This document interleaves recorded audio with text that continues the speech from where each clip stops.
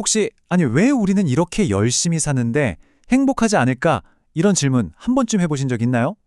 오늘 다뤄볼 이야기는 바로 한 철학자의 날카로운 시선을 통해서 현대 한국 사회가 잃어버린 목표에 대한 이야기입니다. 우리 사회가 지금 겪고 있는 목적의 위기에 대한 깊이 있는 분석이죠. 이 모든 상황을 딱 한마디로 꿰뚫는 속담이 있습니다.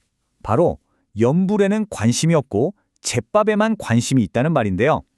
여기서 염불은 뭐랄까 우리가 다 같이 이루어야 할 공동의 목표나 일의 본질 같은 거고요. 잿밥은 바로 내 눈앞의 이익, 내 몫을 말하는 거죠. 우리 사회가 지금 바로 이 잿밥에만 너무 몰두하고 있다는 아주 날카로운 지적입니다. 네, 바로 이 잿밥 심리. 이게 오늘 우리가 깊게 들여다볼 문제의 핵심입니다. 그러니까 나 하나 잘 살자고 우리가 함께 지켜야 할 더 큰 가치들이 무너지고 있는 거. 이게 바로 우리 사회의 현주소라는 거죠. 자, 그럼 이 문제가 대체 어디서부터 시작되는지, 그리고 우리는 과연 어디로 가야 할지 한번 차근차근 따라가 보시죠. 아니, 근데 정말 궁금하지 않으세요? 우리는 언제부터 이렇게 잿밥에만 관심을 갖게 된 걸까요? 놀랍게도 말이죠. 처음부터 우리 사회가 이랬던 건 아니라고 합니다. 생각해보면 불과 몇십 년 전만 해도 대한민국은 잘 살아보자는 그 목표 하나로 모두가 똘똘 뭉쳤었잖아요. 지도자를 믿고 옆 사람을 의지하면서 진짜 불가능해 보였던 국가 재건을 이뤄냈죠. 바로 그 뜨거웠던 마음, 그 연대감이 기적 같은 성장의 진짜 힘이었습니다. 그런데 말이죠. 그렇게 단단했던 신뢰가 어떻게, 왜 무너지게 된 걸까요? 바로 여기서부터 비극이 시작됩니다. 자, 이 흐름을 한번 보세요. 다 같이 피땀 흘려서 만든 성장의 열배를 지도자들이 사회 전체랑 나누는 게 아니라 자기들 주머니 채우는데 먼저 쓰기 시작한 겁니다. 바로 이 순간 사람들 마음에 이거 뭔가 아닌데? 하는 배신감이라는 아주 깊은 금이 가기 시작한 거죠. 자, 보세요. 우리 함께 이 나라를 다시 세웁시다 했던 약속은 일단 내 가족, 내 식구부터 챙기자는 행동으로 돌아왔고요.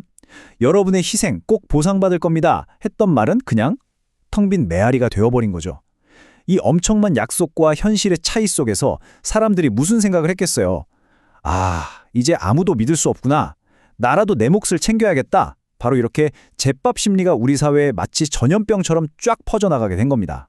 아니 그러면요. 이렇게 신뢰가 무너지고 사회가 흔들릴 때 이걸 바로잡아줘야 할 사람들은 다 어디에 있었을까요? 안타깝게도 이 분석은 그 책임의 화살을 바로 지식인들에게 돌리고 있습니다. 원래 지식인이라는 건 뭐랄까?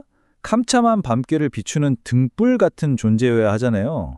사회가 이쪽으로 가야 한다, 저건 위험하다, 길을 비춰줘야 하는데 그들은 그 등불로 사회가 아니라 자기 발밑에 떨어진 이익, 그거 비추는 데만 급급했다는 게 이 분석의 아주 핵심적인 비판입니다. 희생한 이들은 생각 않고 지식으로 나만 잘 살려고 하는 것. 와, 이 한 문장이 정말 모든 걸 말해주지 않나요? 더 나은 사회를 만드는 데 쓰여야 할 그 똑똑한 머리가 오로지 나 하나 편안하게 살기 위한 도구로 바뀌어버렸다는 정말 뼈아픈 지적이죠. 자, 그럼 리더에 대한 믿음은 깨졌죠. 길을 알려줘야 할 지식인은 제 역할을 못하죠. 이런 사회는 과연 어떤 모습이 될까요? 그 결과는 우리가 생각하는 것보다 훨씬 더 참혹합니다. 부자든 배운 사람이든 가난한 사람이든 할 것 없이 모두가 목적을 잃고 미쳐가는 분열된 사회. 원본 자료에서는 이렇게까지 강한 표현을 쓰고 있어요. 이건 사회 전체가 방향을 잃고 어떤 집단적인 우울증에 빠져 있다는 진단이나 마찬가지인 거죠.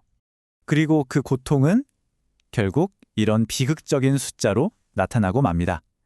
10년이 넘는 시간 동안 세계 1위. 이 불명예스러운 기록은요, 우리 사회가 지금 얼마나 깊은 병을 앓고 있는지 보여주는 가장 아픈 증거일 겁니다.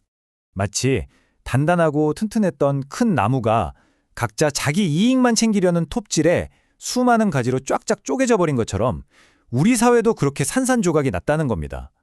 정치, 기업, 공무원 조직 할 것 없이 더 이상 국민이나 사회 전체를 위해 일하는 조직은 없고 오직 우리 편, 우리 조직의 이익만을 위해 움직이는 이익 집단만 남았다는 것.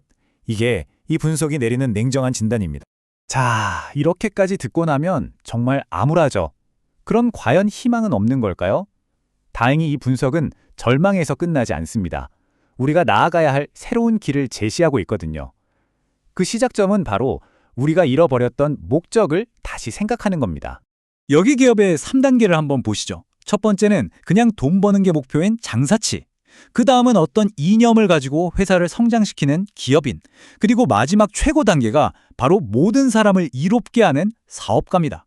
이 분석은요, 지금 대한민국이 바로 저 두 번째 단계, 그러니까 성장에만 목을 매는 기업인 단계에 갇혀 있다고 보고 있어요. 이제는 다음 단계로 나아가야 할 때라는 거죠. 그렇다면 그 최종 단계인 사업이라는 건 뭘까요? 이건 단순히 돈이나 성장을 쫓는 게 아니라 사람들을 이롭게 하는 것 자체를 최고의 목표로 삼는 활동을 말합니다. 예를 들면 교육이나 복지, 문화 같은 것들이요. 그러니까 돈을 버는 수준을 넘어서 사회로부터 진짜 존경을 받는 기업. 이게 바로 우리가 나아가야 할 미래라는 겁니다. 이건 교육에서도 똑같이 적용돼요. 그냥 옛날 지식을 머릿속에 잔뜩 집어넣는 것하고요. 그 지식을 바탕으로 올바른 인성을 기르고 미래를 위한 새로운 길을 찾아 나서는 건 완전히 다른 얘기거든요. 전자가 그냥 지식이라면 후자가 바로 우리가 추구해야 할 참된 교육이라는 거죠. 우리는 민족 중흥의 역사적 사명을 띠고 이 땅에 태어났다. 인류 공영에 이바지할 때라고 배웠다. 어떠세요? 지금 들으면 좀 낯설게 들릴 수도 있지만 이게 과거 우리 교육이 품었던 정말 원대한 목표였습니다. 나 하나 잘 먹고 잘 사는 걸 넘어서서 인류 전체에 기여한다는 이 거대한 목적의식, 이걸 우리가 다시 되찾아야 한다는 아주 강력한 메시지입니다. 그래서 이 분석은 우리에게 마지막 질문을 던집니다. 이제 먹고 사는 문제는 어느 정도 해결됐고 이렇게 눈부신 번영도 이뤘는데 과연 우리 사회의 다음 목표는 무엇이어야 할까요? 그저 내 몫의 잿밥을 챙기는 걸 넘어서서 우리가 다 함께 바라봐야 할 새로운 연불은 과연 무엇일까요? 어쩌면 이 질문에 대한 답은 오늘 이 이야기를 듣고 계신 바로 우리 모두의 손에 달려 있는지도 모르겠습니다.